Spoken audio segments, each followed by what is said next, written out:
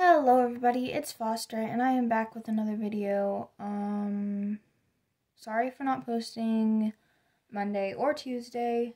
I will try and post 2 extra videos at some point on one of these 3 days left in the week. And, yeah, I'll try and make up for that. But anyways, yeah, I'm just gonna go ahead and start reading, Places We've Never Been by Kasie West, chapter 28. I hope you enjoy. Chapter 28. The next morning, I lie in bed, staring up at the can light in the ceiling, trying to convince myself that the night before hadn't been a dream. I kissed Skylar. Well, he kissed me. Or we kissed each other simultaneously. Whatever. We kissed. I texted those words to Willow to make them more real. Plus, she was my best friend, and we always told each other who we were kissing. You kissed him? I knew it. Was it my note that finally convinced you? What note? The one that said kiss him already. No, I didn't find that note. I only found the one that said I owed you $2 for the slushie you bought before I left. Well, that's true, too. How was it? The slushie? The kiss, dork. Amazing! I smiled, then reached over to the windowsill for my flashcards. It was now my habit to flip through them when I woke up. Every morning. That morning we were leaving Spokane and would be one day closer to my interview. I bit my lip as my smile got bigger. My past and future had come together in a magical collision. I hadn't thought it was going to be something this big, but it felt good. I dropped my cards back by the window, too distracted to look at them, and then rolled out of bed. After rushing through my morning routine, I went outside to see if Skylar was up yet. His mom was by the portable grill taking off the covers of the burners, but he wasn't with her. She looked my way when I stepped down from the RV. "Good morning," she said. "Hi, good morning. Are we the first ones up?" "We are." "How early is it?" My phone showed it was 7 in the morning. I sent off another quick text to Willow. "Why are you up at 7 in the morning?" "You woke me up, loser. Now let me sleep." I tucked my phone away and sat at the table. "How was the bonfire last night?" Olivia asked. I felt the smile on my face that I couldn't control. "That good, huh? Did you meet someone?" Her eyebrows moved up and down, making her look a lot like Paisley. Were we telling our parents? Skylar and I hadn't discussed next steps the night before. We were too busy making out. If we told our moms, would they make us drive in separate RVs again? Not give us as much alone time? Constantly monitor us? I wanted all the time I could get with Skylar before the trip was over. Yes, I did. Fun! She moved a skillet to one of the burners. "Can I help you with breakfast?" "Of course, thank you."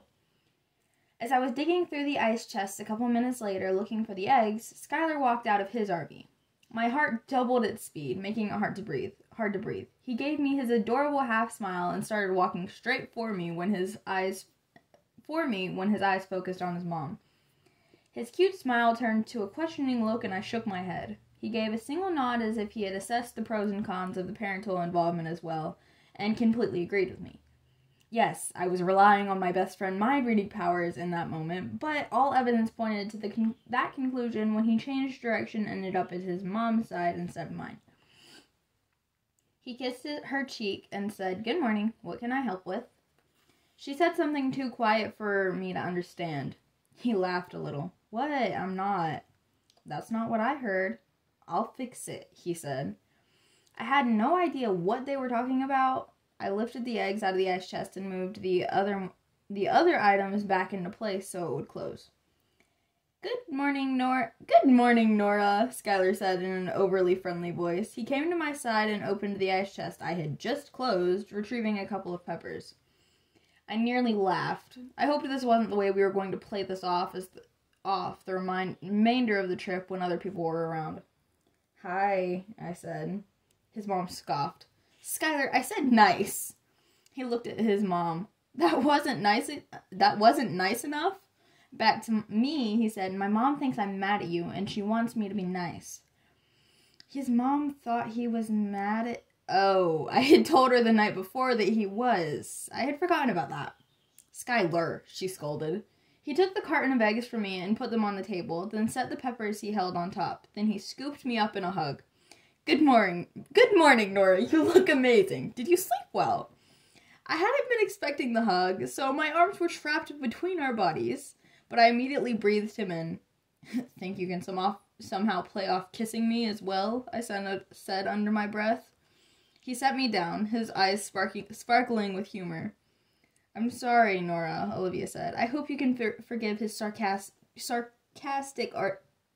attitude. We're not fighting, Olivia, I said. We made up last night. Yes, we really made up, Skylar said, in a big making up kind of way. You're on one this morning, Olivia said to him. Yes, I am, he said with a quick wink to me. She rolled her eyes. Cut up some peppers, son. I pulled a bowl out of the box of kitchen supplies and made sure to set up my egg cracking station right next to his pepper cutting one and at the end of the picnic table. Our elbows brushed against each other as we did our tasks. Here, I'll throw those away, he said, reaching past me to pick up the shells I'd been setting on the table. The back of his hand brushed across my stomach as he returned to his side. I held in a gasp and shot him a look. He gave me an innocent smile. Is the salt over there? I asked, leaning in front of him to look at the opposite side of his cutting mat. No, I thought I saw it. I trailed my fingers along his arm as I stood up straight.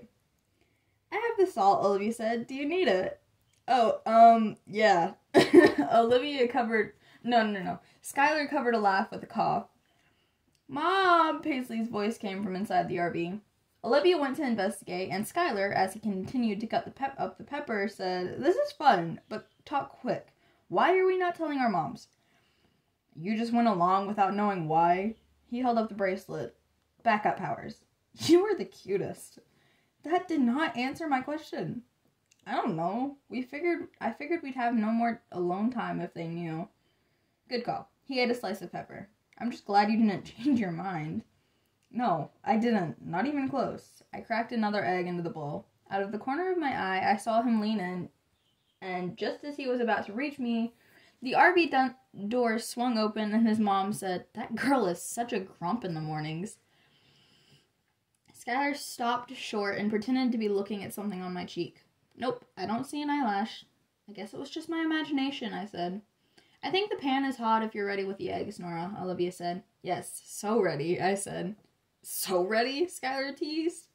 I hip-checked him, picked up the beaten eggs, and walked over to Olivia at the stove. I handed her the bowl, but must have let go too soon because the bowl and all its contents dropped to the ground and splattered all over our flip-flops and ankles. Oh no, Olivia squatted down. I am so sorry. It was my fault, I said, squatting down beside her. You didn't have it. No, it was me. She had the bowl sideways like she was going to try to scoop the eggs back into it. We should just kick some dirt over them. Yeah, of course. Skylar had grabbed the shovel from the back of the RV and gestured for us to step away. When he did, he covered the puddle of eggs with dirt, then he turned. Should I get a bucket of water? His eyes were on our egg-splattered ankles. No, Olivia said. I needed a shower anyway. Tell me those weren't the last of our eggs. I think we have one more carton. Oh, good. I'll take care of it, I said. You go shower. In her flustered state, she agreed with me and then was gone. Skylar turned off the stove, then faced me with a goofy grin. What? I asked. The lengths you'll go to get me alone, I gasped. I did not do that on purpose. Uh-huh, sure you didn't. He stepped forward and scooped me into his arms in an instant. What are you doing? I squealed. I'm taking you to the faucet. He carried me the 40 steps to the campsite faucet, a crude metal pipe coming up from the ground with a spout at the end, then set me down. He dragged a log over from the fire pit and set it beside the faucet so I could sit. What else do you need? I'm good, thank you. Soap. Let me get you soap and a wash rag. He went to dig through the kitchen box, and I slipped off my flip-flops and smiled. I couldn't remember the last time I felt so happy. I turned on the faucet and sat down. I sucked air between my teeth at how cold the water felt on my feet. When Skylar came back, he didn't say a word, just sat down next to me on the log and began washing my feet. You don't need to do that, I said, trying to pull them away. I'm fully capable. Believe me, I know, he said, and after a quick glance over his shoulder, he kissed me. I kissed him back, pulling on the front of his shirt to bring him closer. What do you think everyone will say about this when we tell them? He asked thoughtfully. I smiled. Our moms will love this. It's a total best friend flex. Their respective offspring dating, it's the ultimate bond. Like our friendship bracelets, but in physical form.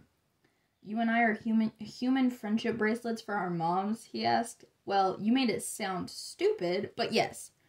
You're right. It sounded perfectly logical before that, he said with a smirk as he continued to run the rag over my feet. Never leave, I said. His hand brushed along my ankle, his smile slipping.